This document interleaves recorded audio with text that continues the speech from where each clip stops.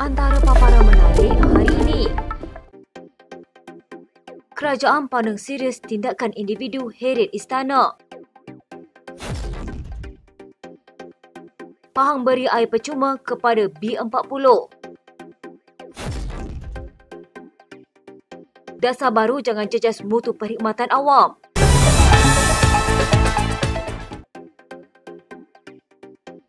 Kerajaan memandang serius terhadap tindakan beberapa individu dan pertubuhan yang mengheret pihak istana dalam perhimpunan tanpa pemakluman. Menteri Dalam Negeri Saifuddin Nasution Ismail berkata, pihak polis akan memanggil pihak penganjur serta beberapa individu lain yang terlibat dalam himpunan di luar pintu Istana Negara.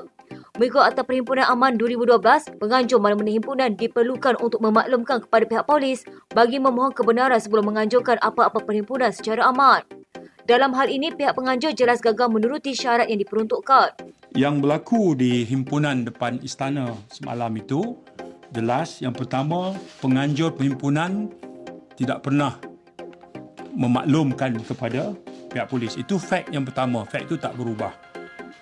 Jadi kalau umpamanya tidak memaklumkan kepada pihak polis, bermaksud dia tak comply dengan akta perhimpunan.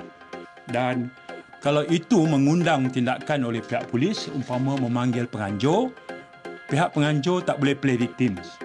Jelas Saifuddin, walaupun Perhimpunan Aman dibenarkan mengikut Perkara 10 Perlembagaan Persekutuan, ia masih tertakluk kepada beberapa perincian, antaranya mengenai tanggungjawab penganjur, polis serta peserta perhimpunan. Dan mereka untuk melakukan perkara yang paling asas, memaklumkan, itu tak berlaku.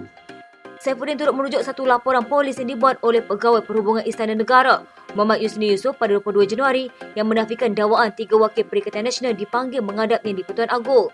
Katanya laporan itu secara jelas memaklumkan bahawa pihak istana tidak pernah memberi perkenan untuk terima menghadap. Kehebahan oleh penganjur adalah ayat bahawa Yang di-Pertuan Agong telah memberi perkenan untuk wakilnya masuk menghadap dan menyerahkan dokumen dan sebagainya. Dan itu mengundang pihak pegawai istana untuk membuat laporan polis. Dia berkata polis akan membuat siasatan melalui satu pasukan petugas khas dan kebiasaannya, kesiasatan akan mengambil masa selama 7 hari sebelum keputusan siasatan diserahkan kepada Peguam Negara bagi tindakan selanjutnya. Kata Saifuddin lagi, berlaku pelanggaran undang-undang apabila perhimpunan itu mengaitkan pihak istana. Itu saya penting untuk saya jelaskan keadaan ini. Kerana hal yang berlaku soal perbezaan politik, soal nak bagi perbezaan pendapat itu tak ada masalah apa-apa. Ya, cuma apabila satu himpunan yang melibatkan premis penting, perkarangan ataupun di luar kawasan istana, institusi yang penting, kemudian berlaku pula pelanggaran undang-undang kerana tidak memaklumkan, yang itu seharusnya pihak berkenaan mengambil tanggungjawab di atas perkara yang mereka lakukan.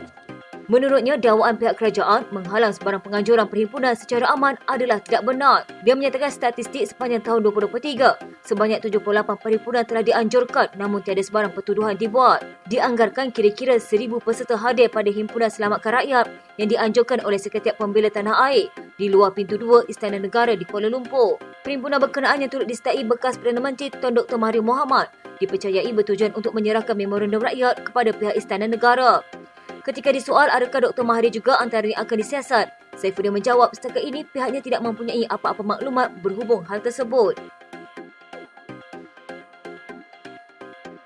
Kerajaan Pahang memperkenankan rebat air makmur bagi membantu golongan sasar iaitu B40 meminimumkan kesan pelarasan tarif air yang akan berkuat kuasa Februari ini dengan implikasi kewangan sebanyak 4.6 juta ringgit setahun. Menteri Besar Datuk Seri Wan Rusdiwan Ismail berkata, antara manfaat REM adalah pemberian air percuma kepada golongan B40 yang menggunakan air tidak melebihi 12 meter padu sebulan dan tiada kenaikan caj bayaran bagi golongan itu yang menggunakan air antara 13 meter padu hingga 24 meter padu sebulan. Selain itu, REM juga melibatkan pemberian rebat bulanan sebanyak RM10 sebulan bagi memastikan kenaikan adalah minimum untuk golongan terlibat yang menggunakan air 25 meter padu dan ke atas.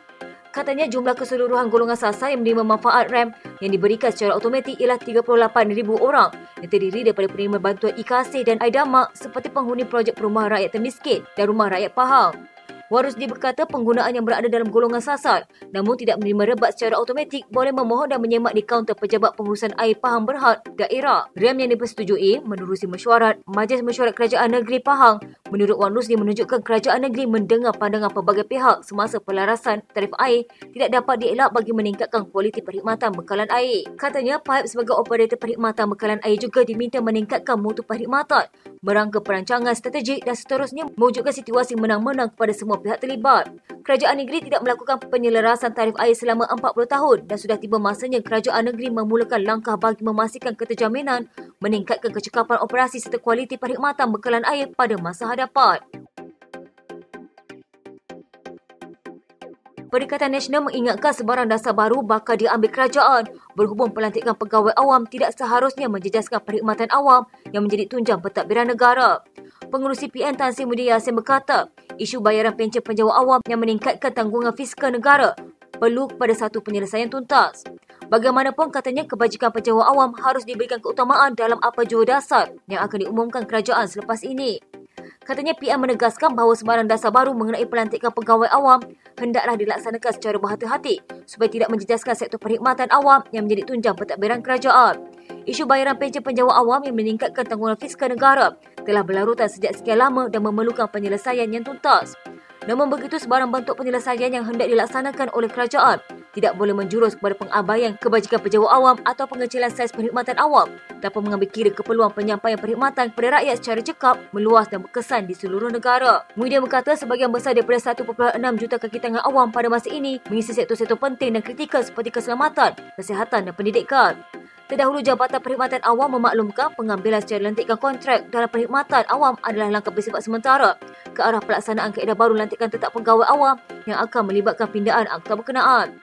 JPA dalam kenyataan memaklumkan pegawai yang dilantik menerusi lantikan kontrak akan dilantik secara tetap menerusi kaedah baru di bawah sistem saraan perkhidmatan awam yang akan dimuktamadkan kelak. Mula selanjut, Muhyiddin berkata penjawat awam adalah tunjang keupayaan negara yang terbukti penting ketika negara menghadapi krisis. Katanya kerana itulah Malaysia menjadi antara negara yang paling awal dapat keluar dari wabak COVID-19. Justru apapun langkah yang akan diambil oleh kerajaan untuk mengurangkan beban fiskal negara, kebajikan pejabat awam jangan diabaikan dan pengecilan saiz perkhidmatan awam jangan dijadikan fokus utama. Sekian berita terkini di TV pada hari ini. Jangan lupa follow Facebook dan YouTube Dilan TV. Dapatkan info terkini di Facebook serta YouTube di TV.